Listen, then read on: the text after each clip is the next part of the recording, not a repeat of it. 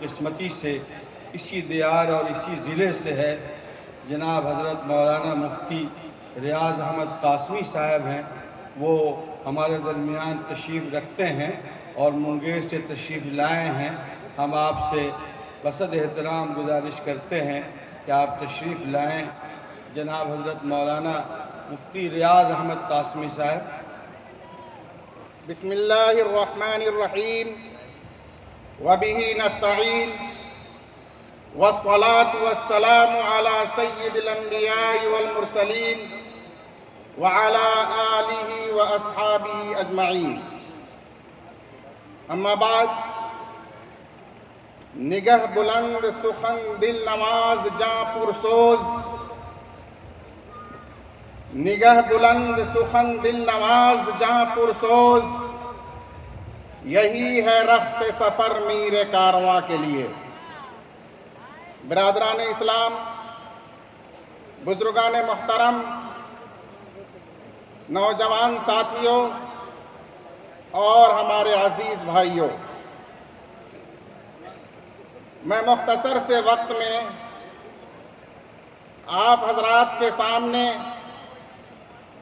صرف اتنا بچانا چاہتا ہوں کہ عمارت کیا ہے، ہمارے امیر کون ہیں اور انہوں نے ہمارے لیے اب تک کیا کیا ہے۔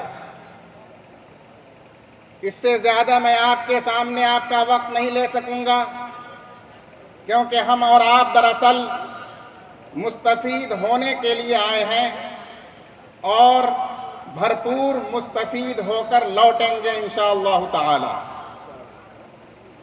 عمارت کیا ہے؟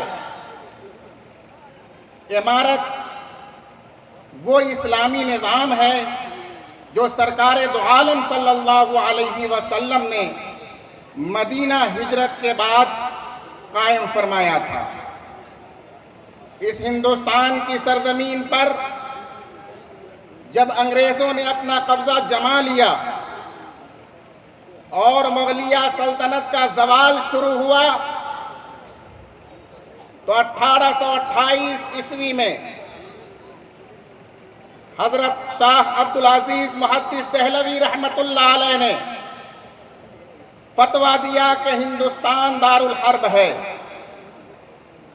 اکثر حضرات کو صرف یہی حصہ یاد رہتا ہے، لیکن اس میں ساتھ ساتھ جو اہم حصہ تھا وہ یہ تھا کہ یہاں کے رہنے والے تمام مسلمانوں کا فریضہ ہے کہ وہ عمارت قائم کریں اور اپنا امیر مقرر کر لیں۔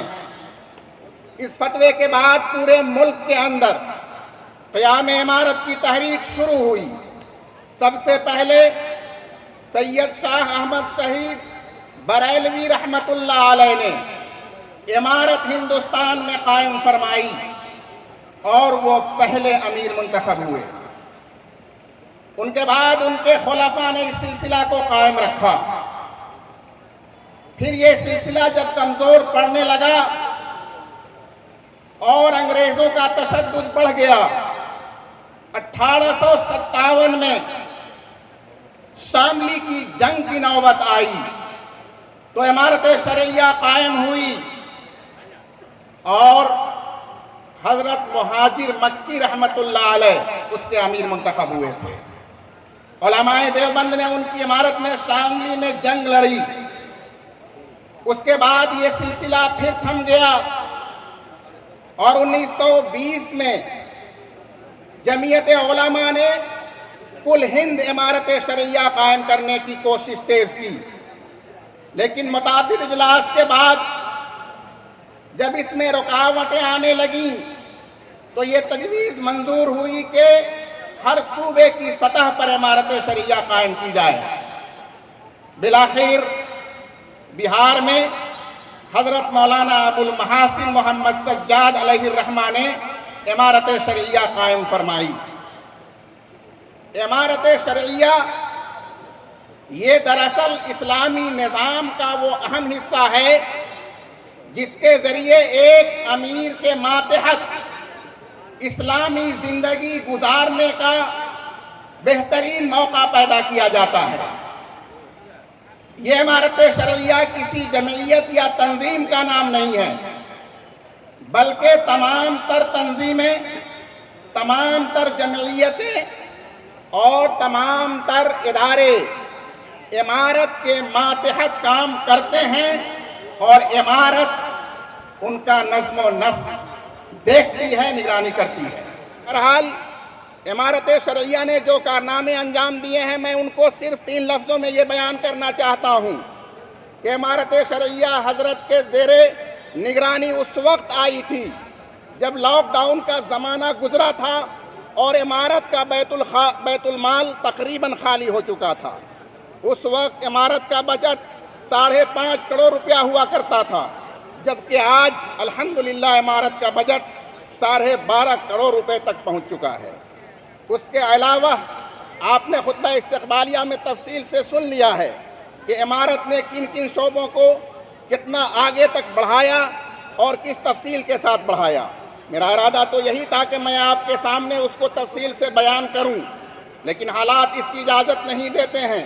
میں آخر میں ایک بات اور بڑی ذمہ داری کے ساتھ عرض کر کے رخصت ہونا چاہتا ہوں کہ آج بہت سارے اذہان میں یہ غلط فہمی ڈالنے کی کوشش کی جا رہی ہے کہ امیر شریعت کو عالم ہونا چاہیے، لیکن آپ کو یہ معلوم ہونا چاہیے کہ ہمارے امیر شریعت صرف عالم دین ہی نہیں بلکہ جید عالم دین ہونے کے ساتھ ساتھ عصری علوم کے شناور اور ماہر بھی ہیں۔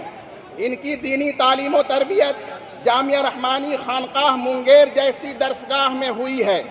وہاں کے کبار علماء، مفسرین، محدثین، حضرت مولانا حافظ رضی احمد صاحب رحمانی، حضرت مولانا صغیر احمد صاحب رحمانی، حضرت مولانا نیاز احمد صاحب رحمانی، حضرت مولانا محمد نعیم صاحب رحمانی، حضرت مولانا محمد ابراہیم صاحب رحمانی اور ان جیسے بہت سے بڑے بڑے اکابر اساتذہ سے انہوں نے متداول دینی تعلیم حاصل کی ہے، اور اس کے بعد اس کی تکمیل کے لیے جامعہ ازہر مصر کا سفر کیا اور وہاں کے اپنے علوم و فنون کے ماہر اساتذہ سے انہوں نے علم دین حاصل کیا ہے۔